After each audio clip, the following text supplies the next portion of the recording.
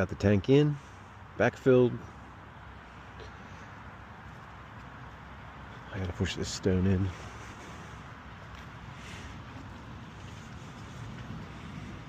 I get my buddy Kevin over here to get the furnace in, and then the propane guys will come back and hook it up.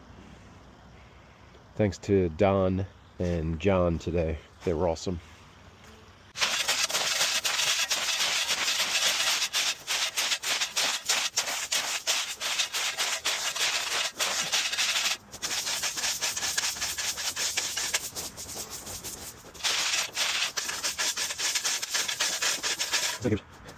That's the drain that runs through here.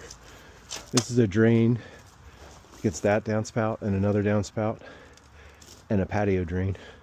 Come through here and out there. So that's why this clean was here. But this is going to be pavers at some point. All backfilled.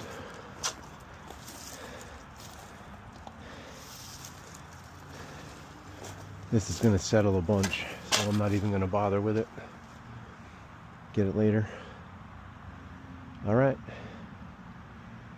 This is the mean hardscaper. See you later.